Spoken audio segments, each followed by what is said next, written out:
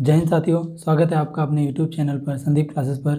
जैसा कि हम लोग इस चैनल पर देख रहे थे कि ग्रामीण परिवेश की क्लासेस चल रही थी और उसमें एक पिछला टॉपिक था ग्रामीण परिवेश लेखपाल की शब्दावली और कागजात। उसमें कुछ महत्वपूर्ण प्रश्न हैं। ज़्यादा समय ना लेते हुए हम लोग क्वेश्चंस पे चलते हैं और देखते हैं कि क्या है। इसका पहला क्वेश्चन है कि शुष्क खेती की वार्षिक वर्षा कितने सेंटीमीटर में पाई जाती है। जो वहाँ पर हमारे भारत में कहीं कहीं पर जो शुष्क खेती होती है, जहाँ पे बारिश बहुत कम होती है, वहाँ जो है वो अगर कहा जाए कि हमारा 50 सेंटीमीटर से अगर क्या नाम कम वर्षा पाई जाती है, कम मतलब 50 सेंटीमीटर से कम वर्षा होती है।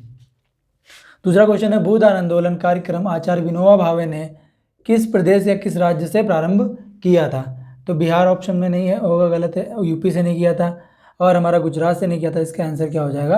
आंध्र प्रदेश हो जाएगा। आंध्र प्रदेश से विनोबा भावे ने भूदान आंदोलन प्रारंभ किया था। भूदान आंदोलन में क्या होता था कि जिन लोगों के पास भू मतलब जमीन, दान मतलब दान, जिन लोगों के पास ज़मीन नहीं थी उनको ज़मीन दे करके एक रोज़मर्रा का जीवन अपनाने के लिए उन्होंने एक क्या नाम भूदान आंदोलन प्रारंभ किया था, जो कि बहुत ही यूज़फुल हुआ था जिनके पास ज़मीन नहीं थी उनके लिए। अगला क्वेश्चन है, राष्ट्रीय ग्रामीण संस्थान। ये इंपॉर्टेंट क्वेश्चन है, ये आ सकता है, इस टाइप के क्वेश्चन पूछे जाते हैं। और ग्रामीण परिवेश में कहा भी जाता है कि ग्रामीण संस्थान कहाँ पर स्थित है। तो ग्रामीण संस्थान हमारा हैदराबाद में स्थित है। ना मैसूर होगा, ना बेंगलुरु, ना नागपुर। हमारा हैदराबाद में ग्रामीण संस्थान जो है वो स्थित है। अगला क्वेश्चन है, लेखपाल के कागजात, यानी हम पिछले वीडियो में बताया था, लेखपाल के कागजात पर हस्ताक्षर कौन करता है। बैंक का प्रबंधक, गलत। और ये हमारा ब्लॉक प्रमुख, ये भी गलत क्योंकि ये चुन करके आता है। जिलाधिकारी डायरेक्ट जाएगा नहीं। तो राजस्व जो अधिकारी होता है उसके जो है साइन जो होते हैं वो लेखपाल के डॉक्यूमेंट्स पर होते हैं। अगला क्वेश्चन है, नीचे के दो ऑप्शन नहीं दिखाई पड़ रहे होंगे आपको वीडियो में। भूमि सुधारने हेतु कानून बनाने की शक्ति किसके पास होती है। मतलब जो कोई भूमि सुधारा जाता है उसकी शक्ति किसके पास होती है। पहला ऑप्शन है केंद्र सरकार के पास, दूसरा ऑप्शन है राज्य सरकार के पास, तीसरा ऑप्शन है पंचायती राज संस्थाएं, और डी ऑप्शन है ए और बी दोनों। तो भूमि और पुलिस और ये सड़क वगैरह, ये सड़क तो दोनों में आता है, केंद्र और राज्य दोनों में। भूमि और पुलिस वगैरह ये जो होती हैं केंद्र सरकार के अंतर्गत आती हैं। टोल टैक्स भी हमारा राज्य सरकार के अंतर्गत आता है। तो हमारा भूमि सुधारने हेतु कानून बनाने की जो शक्ति है वो राज्य सरकार के पास ही रहती है। थोड़ा आवाज़ हैवी आ रही होगी क्योंकि हमारा गला खराब था 2 दिन से, इसलिए वीडियोज़ नहीं आ पा रही थी। गाँव में भू राजस्व वसूली का कार्य किया जाता है, किसके द्वारा किया जाता है। लेखपाल के द्वारा, गिरदावर के द्वारा, गिरदावर मतलब कानून को, और सरपंच द्वारा या तहसीलदार द्वारा। तहसीलदार द्वारा नहीं, सरपंच द्वारा भी नहीं होगा, कानून को भी नहीं आएगा। लेखपाल जो होता है उसी का ही काम होता है कि गाँव के जो भू राजस्व है उसकी वसूली करना। लेखपाल के कार्यों का सामान्य निरीक्षण कौन करता है। लेखपाल के कार्यों का सामान्य निरीक्षण सरपंच नहीं करेगा क्योंकि चुना हुआ है। और सरपंच 2 बार लिखा है, यहाँ पे होगा जिलाधिकारी।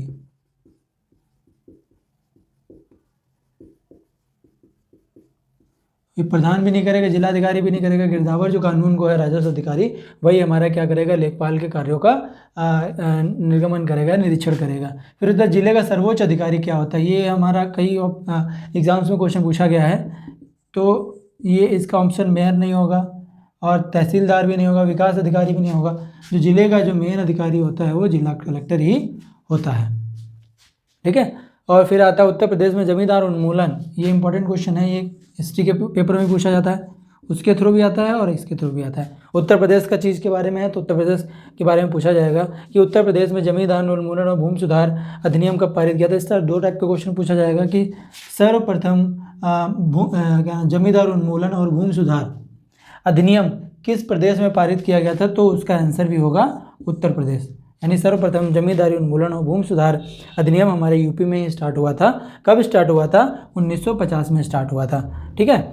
अगला क्वेश्चन है, किसी गांव में भूखंडों को दर्शाने वाला मानचित्र। हमने कहा था कि गांव का जो नक्शा होता है उसको क्या कहते हैं, उसको क्या कहते हैं, सजरा कहते हैं। ठीक है, सजरा कहते हैं उसको, गांव के नक्शे को। फिर आगे मैंने जगह कम बची थी, ऑप्शन नहीं लिखे हैं लेकिन डायरेक्ट प्रश्न लिख दिए हैं। कलेक्टर के पद का सृजन किसने किया था। जो कलेक्टर का पद जो उसे किसने बनाया था, वो वॉरेन हेस्टिंग ने बनाया था। ठीक है, जो 1772 में, यहाँ पे लिख दूँ या वहीं पे लिख दूँ, वॉरेन हेस्टिंग्स ने 1772 में ये कलेक्टर का पद बनाया था।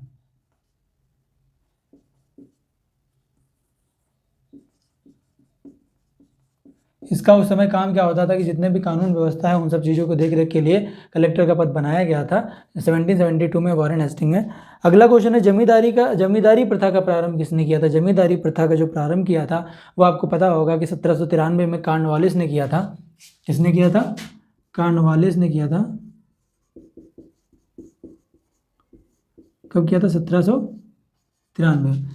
जमींदारी प्रथा में जब प्रारंभ किया था तो जो जमींदार होते थे वो 80% जो टैक्स होता था वो ब्रिटिश गवर्नमेंट रख लेती थी और 20% जो है वो जमींदार रखता था। ये उस समय की प्रथा थी। फिर बाद में उस समय महलवारी प्रथा, इसमें पूछा जाता है कि जमींदारी प्रथा का प्रारंभ किसने किया था। उसी तरीके से महलवारी प्रथा भी थी, रैयतवाड़ी थी, महलवारी प्रथा थी। महलवारी जो प्रथा थी वो किसने प्रारंभ किया था? तो विलियम हेस्टिंग्स ने किया था। महलवारी प्रथा विलियम हेस्टिंग ने किया था।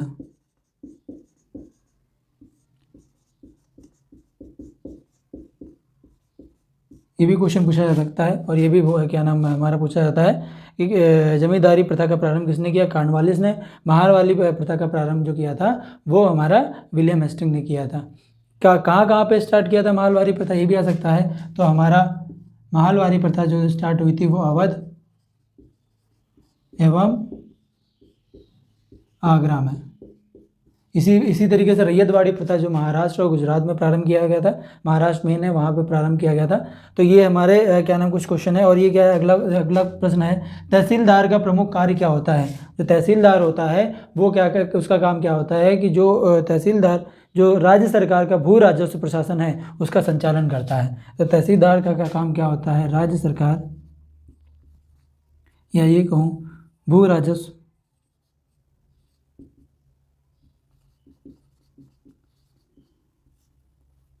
का संचालन करना। ये हमारे तहसीलदार का प्रमुख कार्य होता है। इसके कुछ क्वेश्चन और देख लेते हैं, वो भी इसको मिटा करके हम दोबारा उसमें इसी बोर्ड पे लिख करके क्योंकि आपको बताते हैं, आप लोग साथ बने रहिएगा। तो दोस्तों आगे शुरू करते हैं। शुरू करने से पहले मैंने भी एक महलवारी प्रथा उसमें लिख दिया था, उसका संस्थापक वॉरेन हेस्टिंग लिख दिया था, लेकिन उसका विलियम हेस्टिंग लिख दिया था। विलियम हेस्टिंग नहीं, विलियम बेंटिंग है। William Bentinck. महलवारी प्रथा जो स्टार्ट की थी वो विलियम बेंटिंग ने स्टार्ट की थी।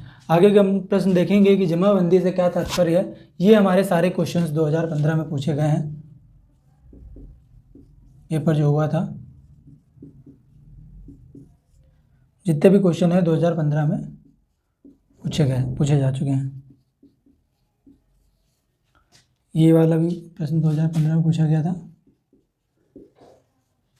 और जमाबंदी तैयार किया थी। ठीक है, तो क्वेश्चन है कि जमाबंदी से क्या तात्पर्य है। जमाबंदी से तात्पर्य क्या है? ऑप्शन में दिया था पटवारी के नक्शे की कपड़े की जो कॉपी मिलती है वो तो हम लोग नक्शा ही कहते हैं उसको, वो नहीं हो सकता।